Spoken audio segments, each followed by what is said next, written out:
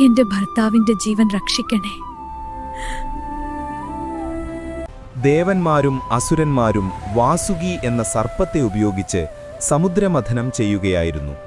അപ്പോൾ അതിൽ നിന്ന് അമൃതം പുറത്തുവരുന്നതിനു മുമ്പ് കാളകൂടം എന്ന മാരകമായ വിഷം പുറത്തുവന്നു. അതിനെ കണ്ടു ഭയന്ന് ദേവന്മാരെല്ലാം തങ്ങളെ രക്ഷിക്കണമെന്ന് ശിവഭഗവാനോട് പ്രാർത്ഥിച്ചു. ശിവഭഗവാൻ അവരുടെ അപേക്ഷ സ്വീകരിച്ച് കാളകൂട വിഷം കുടിച്ചു.